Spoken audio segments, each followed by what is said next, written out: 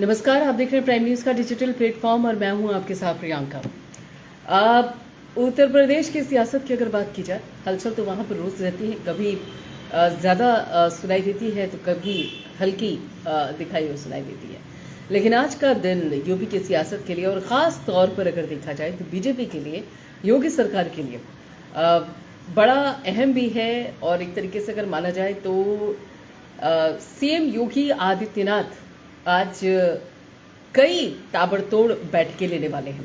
और इन बैठकों को लेकर जहां पर सभी मंत्रियों के माथे पर बल गहराए हुए हैं, तो वहीं दूसरी तरफ जो सहयोगी दल हैं उनमें भी हलचल बड़ी तेज हो गई है। अब ये तीन बड़ी हलचल क्या है और इन तीन बड़ी हलचलों का सीधे सीधे 2024 के लोकसभा चुनाव में क्या असर पड़ेगा, वो एक एक करके हम उस पर बात करेंगे। सबसे पहले तो आप जानते ही हैं कि 5 राज्यों को लेकर 30 नवंबर को तेलंगाना में विधानसभा चुनाव है। उसके बाद 3 दिसंबर को नतीजे 5 राज्यों के लेकर सामने आएंगे और वो जो नतीजे होंगे वो बहुत कुछ बताने वाले हैं। यूपी में भी उस बाबत देखिए, भले ही आप राजस्थान, मध्य प्रदेश, छत्तीसगढ़, मिजोरम, तेलंगाना के नतीजे हैं ये, लेकिन उसका जो भी नतीजा आएगा उन चुनावों का, उस बाबत आपको कुछ चेंजेस जो हैं वो यूपी में भी नजर आने वाले हैं। अब वो तो एक अलग मसला है, अब 3 दिसंबर पे ही उस पर बात करेंगे कि क्या कुछ रहेगा। लेकिन फिलहाल हम इन तीन हलचलों की बात कर लेते हैं जो कि यूपी सरकार में नजर आ रही है। पहले तो ये कि आज विधानसभा का शीतकालीन सत्र का आगाज हो गया है। और अभी पीछे अगर आपको मेरी टेलीविजन स्क्रीन दिखाई दे रही होती, इस वक्त वही लाइव चल भी रहा है। अभी थोड़ी देर पहले अखिलेश यादव जो दिवंगत नेता हैं उनको श्रद्धांजलि दे रहे थे। और आज का तो खैर यही माना जा रहा है कि आज जो दिवंगत हैं उनको याद किया जाएगा, उनको श्रद्धांजलि दी जाएगी और उसके साथ साथ ही जो सदन है वो स्थगित हो जाएगा। और 29 तारीख से सही मायनों में, यानी कि कल से जो विधान सभा की जो कार्यवाही है उसका सही मायनों में एक संचालन शुरू होगा। 30 नवंबर को ये बताया जा रहा है, यहाँ पर 30 नवंबर को जो अनुपूरक बजट है वो रखा जाएगा और उस पर खास तौर पर चर्चा होगी। विपक्ष इस बाबत सवाल पूछने के लिए बिल्कुल तैयार है कि ये बताइए कि पहला जो बजट आपने रखा था उसको लेकर क्या अभी तक खर्च है, क्या ब्यौरा है और अनुपूरक बजट को लाने की ज़रूरत क्यों पड़ी है। तो इस बाबत वो पूरा है जो कि हंगामा भी देखने को मिलेगा और पूरा जो माहौल है विधानसभा का वो असल में अगर देखा जाए तो कल से ही नज़र आएगा। और विकी बंसल है हमारे साथ। गुड मॉर्निंग विकी, होप से यू आर फाइन, क्योंकि मौसम ज़रा बदला हुआ है और बारिश भी है। आपको अपडेट बता दूँ, बारिश हो रही है इस वक्त नोएडा में ऑफिस है हमारा। बाहर का जो नज़ारा है पूरी तरीके से कोहरा है और हल्की बारिश भी है, बहुत तेज़ नहीं, हल्की बारिश है। और ऐसा नहीं कि सिर्फ ये नोएडा का हाल है, दिल्ली में भी यही हाल है। दिल्ली में भी कल ऐसा ही था। जी मैं बिल्कुल ठीक हूँ। और ये तो देखा जाए तो खास तौर पे अच्छा, इस बार जो विधानसभा की कार्यवाही का आगाज़ हुआ है उसमें पिछली बार जब हुआ था तो सदन बड़ी बदली नज़र आई थी, हाईटेक नज़र आई थी और टैबलेट नज़र आ रहे थे, पेपरलेस को लेकर बाकायदा एक कदम उठाया गया था। तो पिछली बार तो सदन बदला हुआ नज़र आया था, लेकिन इस बार जो है वो सदन के नियम बदले हुए नजर आएंगे। जी हाँ, बिल्कुल सही सुना आपने। जो 65 साल के अभी तक नियम रहे हैं उसमें कुछ बदलाव किए गए हैं। और यहाँ पे विकी बंसल कह रहे हैं कि करौली में बरसात नहीं है। अच्छा ठीक है, चलिए, लेकिन यहाँ तो है, यहाँ बारिश हो रही है अभी। तो ये ख़ास तौर पर देखा जाए तो जिस तरीके से अभी जो नियम है विधानसभा के उसमें क्या बदलाव हैं, कौन कौन से नियम हैं जो इस बार नए लागू किए जा रहे हैं और उसी के मुताबिक सदन के जितने भी सदस्य हैं उनको काम करना पड़ेगा। तो यहाँ 1 बाय 1 65 सालों से जो नियमावली थी उसी के बाबत ही संचालित हो रहा था अभी तक सदन, लेकिन अब उसमें बदलाव किया गया है। और उस बदलाव के चलते जो जानकारी है उसमें बता दें आपको कि सबसे पहले तो जो झंडे ले जाए जाते थे या फिर सियासी दल अपना जो एक चिन्ह लेकर जाते थे उस पर पूरी तरीके से बैन लगा दिया गया है कि अब वो नहीं जाएगा। मोबाइल इस्तेमाल करते थे पहले सदन के अंदर कि भाई कोई कुछ भी कह रहा है तो अपना जो सदस्य है उनमें से कुछ मोबाइल पर कुछ देख रहे होते हैं, व्हाट्सएप चला रहे होते हैं। और उस बाबत कई बार जो वीडियो वायरल भी हुई है, अगर आप देखें तो कभी लोकसभा से वायरल होती है, कभी सदन यहाँ यूपी विधानसभा से भी वायरल हुई है। तो इस बाबत योगी सरकार ने फोकस किया और कह रहे कि ये छवि ठीक नहीं है सदन की। तो इस बाबत ये भी एक मसला हो सकता है और उसके साथ साथ दूसरा मसला ये भी हो सकता है कि जो कार्यवाही है उस पर सभी सदस्य फोकस करें, किसी का ध्यान इधर उधर ना जाए। तो इस वजह से भी मोबाइल को बैन कर दिया गया है। मतलब सदन के अंदर अब जो मोबाइल है उसका इस्तेमाल नहीं किया जाएगा। ये है एक बड़ा परिवर्तन। और दूसरा ये है कि ऐसे साहित्य, प्रश्नावली और उसके अलावा पुस्तिकाओं और टिप्पणियों, पर्चों का इस्तेमाल नहीं होगा। मतलब जैसे मार दिया करते थे वो इस बार नहीं होने वाला है। और दस्तावेज फाड़ने की अनुमति तो बिल्कुल नहीं है। जैसे कोई अध्यादेश आया है या मतलब कोई भी यहाँ पर डॉक्यूमेंट है तो उसको अगर जैसे फाड़ के ऐसे हवा में उड़ा दिया करते थे, कई सदनों से आपको तस्वीरें ऐसी मिली होंगी, तो वह इस बार यूपी सदन में तो नहीं ही होने वाला है और उसके लिए बिल्कुल इजाज़त नहीं दी जा रही है। अध्यक्ष पीठ के पास स्वयं नहीं जाएंगे, ये भी नियम है। यदि ज़रूरी होगा तो वे पटेल अधिकारियों को पर्चियाँ भेज सकेंगे, ये नियम रखा गया है। और 1958 से जो अभी तक नियम थे उसमें खास तौर पर बदलाव किए जा रहे हैं। और यहाँ पर वर्चुअल उपस्थिति का भी प्रावधान है। मान लीजिए कि किसी सदस्य की तबीयत नासाज है या कोई बहुत बड़ा ऐसा कारण है जिसके चलते वो सदन का हिस्सा नहीं बन पा रहे हैं, तो वर्चुअली उससे सदन की कार्यवाही से जुड़ सकते हैं, अपनी उपस्थिति उस बाबत दर्ज करवा सकते हैं। तो ये एक बदलाव है। और उसके अलावा एक और ये चेंज ये भी है कि पहले जो नोटिस यहाँ पर सदन की कार्यवाही से पहले 14 दिन पहले दी जाती थी, मतलब 14 दिन पहले ही सदस्यों को बता दिया जाता था कि देखिए अब सदन की कार्यवाही के लिए तारीख निर्धारित हो गई है और इस दिन सभी का उपस्थित रहना अनिवार्य है, चाहे वो विपक्ष के हों चाहे वो सत्ता पक्ष के हों। तो इस बार इसमें भी थोड़ा सा ये परिवर्तन किया गया कि पहले 14 दिन पहले बताया जाता था, लेकिन अब जो है वो 7 दिन पहले नोटिस दिया जाएगा। मतलब सीधे 1 हफ्ता कम कर दिया गया है और 7 दिन पहले ही आपको बताया जाएगा कि सदन की कार्यवाही को लेकर यह समय निर्धारित किया गया है, आपको उपस्थित होना है। ये बदलाव है। और गलत सूचना देने पर शिकायतकर्ता पर 20,000 रुपये का जुर्माना भी है। ये भी है। देखिए इस बार जो व्यवस्था की गई है उसके मुताबिक अगर किसी सदस्य बात कहने के लिए अगर उठते हैं और उसमें कोई सदस्य यहाँ पर विशेष अधिकार हनन या मानव लोग के कोई सूचना देता है और वो गलत पाई जाती है और उस बाबत शिकायत भी आती है तो फिर 20,000 रुपये का जुर्माना भी वसूला जाएगा। और 2 अतिरिक्त अनुपूरक प्रश्नों की अनुमति है कि आप ये पूछ सकते हैं। तो ये सारे बदलाव हैं। और उसके अलावा बारिश लगातार तेज़ होती जा रही है, ये बता दूँ आपको मैं। मतलब लग रहा है कि अब ठंड बहुत तेज़ होने वाली है। अच्छा, एक और जो अहम चीज़ है वो ये रखी गई है कि महिला सदस्य जो होंगे सदन के अंदर उनको स्पेस दिया जाएगा, मतलब उनको अपनी बात रखने के लिए स्पेस दिया जाएगा। इससे पहले ये होता था कि भी सदस्यों को ज़्यादा बोलने की अनुमति नहीं मिलती थी या फिर ये कह लीजिए कि समय नहीं मिल पाता था। तो ऐसे में इस बार ये नियम रखा गया है कि जो महिला सदस्य होंगी सदन में इस शीतकालीन सत्र के दौरान, तो उनको ज़्यादा स्पेस दिया जाएगा ताकि वो अपनी बात रख सके, अपने क्षेत्र की समस्याओं को रख सके, अपने क्षेत्र की जो आवश्यकताएं हैं उस बाबत बात कर सकें और जो उनके मसले हैं वो सदन के अंदर रख सकें।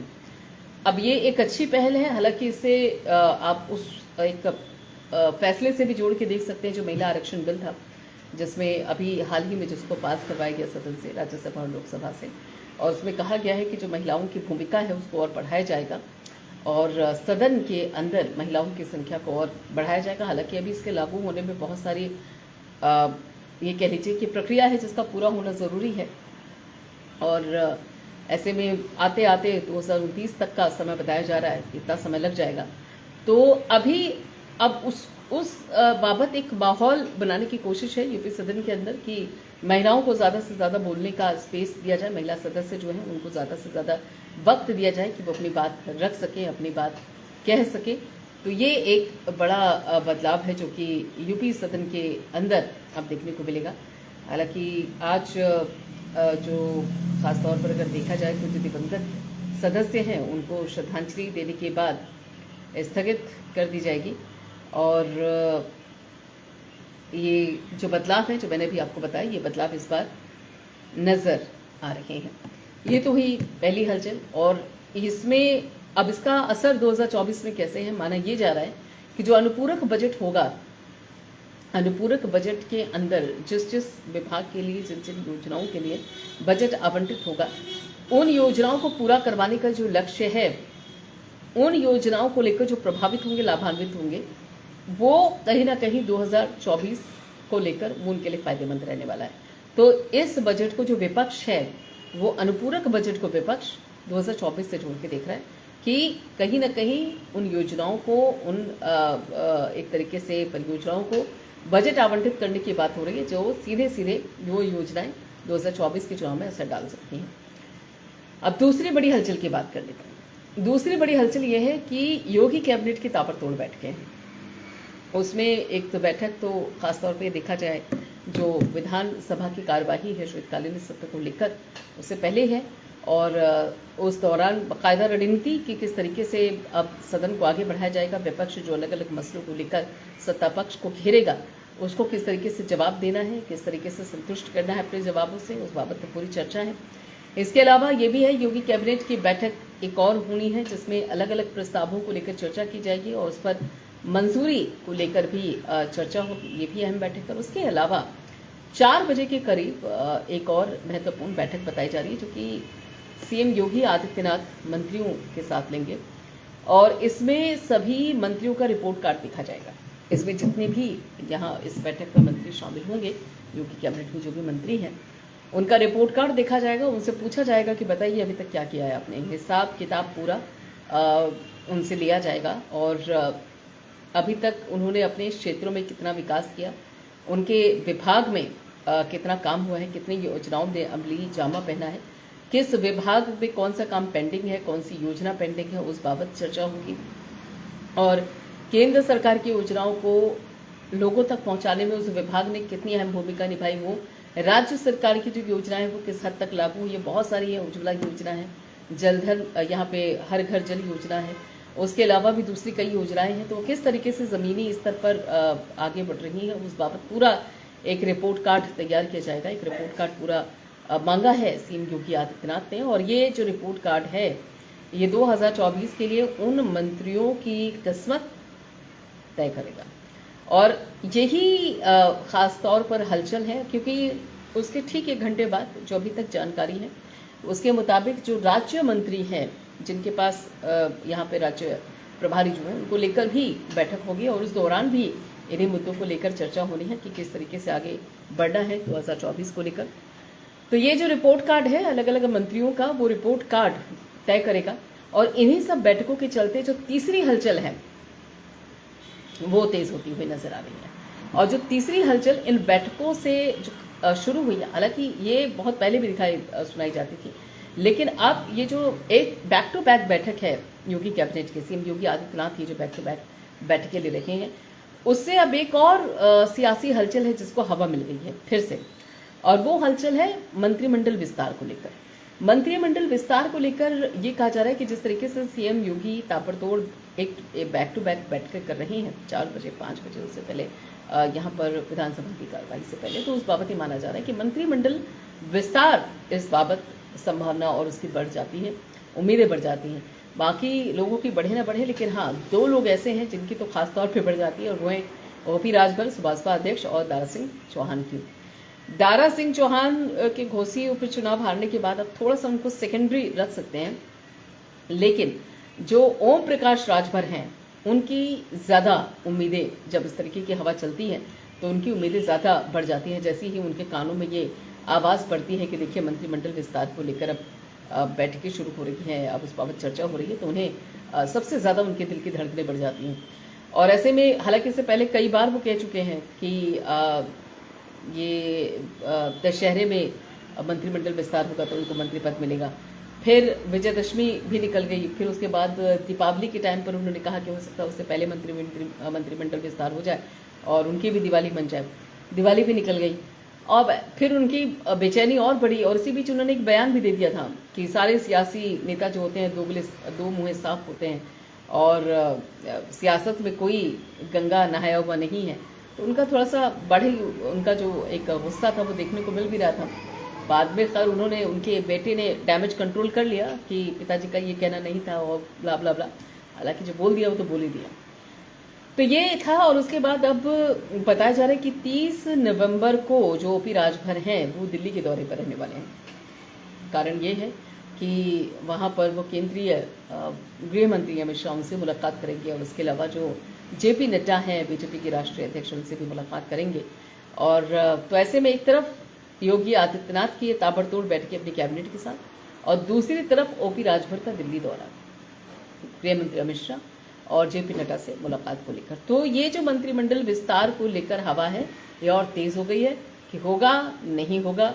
अब ये जो ओपी राजभर की मुलाकात है अमित शाह से और जेपी नड्डा से, अभी किस लिए है? मंत्रिमंडल विस्तार में उनके मंत्री पद को लेकर है, या फिर मंत्रिमंडल विस्तार में उनकी जगह को लेकर है? मतलब ये होगा या नहीं होगा, इसको लेकर भी बताया जा रहा है कि अब असल बात तो वही तभी सामने आ पाएगी कि उनको मंत्रिमंडल विस्तार के दौरान मंत्री का पद मिलेगा या नहीं मिलेगा, क्योंकि सपना वो देख रहे हैं कि कब वो वक्त आएगा जब वो मंत्री पद की शपथ लेंगे। हालांकि अगर इसी तरीके से मामला खिंचता रहा तो अब ये है कि अगर मान लीजिए उनको जनवरी में भी मौका मिलता है, उसके बाद फिर सीधे सीधे आचार संहिता लोकसभा चुनाव को लेकर तो कितना काम कर पाएंगे और कितना फायदा हो पाएगा उनको, ये एक अलग मसला है। लेकिन फिलहाल जिस समाजवादी पार्टी को छोड़कर वो आए हैं तो वहाँ से भी सवाल आता है कि मंत्री पद मिला या नहीं मिला, तो ऐसे में जवाब उनको भी देना है।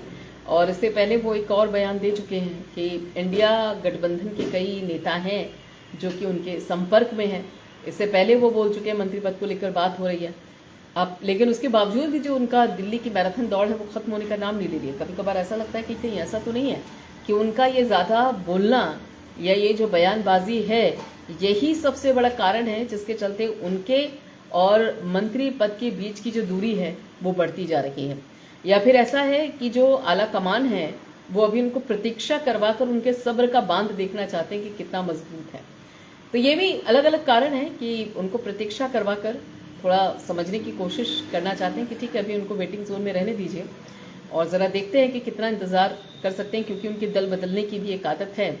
इससे पहले 2017 में बीजेपी के साथ थे और फिर 2017 के बाद जब 2022 आया तो फिर उसके बाद समाजवादी पार्टी के साइकिल पे सवार हो गए। तो हो सकता है कि आला कमान बीजेपी का ये भी देख रहा हूँ कि भाई सब का बांध इनका कितना मजबूत है, थोड़ा सा वेटिंग जोन में रहने दीजिए।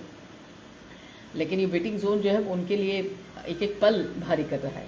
तो ये तीन बड़ी हलचलें हैं और तीनों बड़ी हलचलों का सीधे सीधे कनेक्शन देखा जाए तो 2024 से है। ओपी राजभर का इसलिए है क्योंकि अगर उनको मंत्रिमंडल में जगह मिलती है, मंत्रिमंडल विस्तार होता है कैबिनेट का और उसमें उनको जगह मिलती है, तो पूर्वांचल की कई सीटों पर उनका दबदबा है, बहुत ज़्यादा नहीं लेकिन 4 से 5 सीटों पर उनका दबदबा माना जाता है। पूर्वांचल की सियासत में नंबर ऑफ सीट बढ़ाने में उनकी भूमिका 2017 में भी अच्छी थी और जब बीजेपी के साथ थे तो पूर्वांचल में बीजेपी को बड़ी बढ़त मिली थी। और यही कारण है कि इन्हीं दलों को देखते हुए जो खासतौर पर बीजेपी है पूर्वांचल पर इतनी मेहनत भी करी ताकि इन सियासी दलों का सहारा ना लेना पड़े, लेकिन जातीय समीकरण के चलते उनको इन दलों की ज़रूरत है भी। और यही कारण है कि ओपी राजभर का बीजेपी के साथ होना ना होना 2024 के पूर्वांचल की जो सीटें हैं लोकसभा की उसमें बड़ा प्रभाव डालते हैं।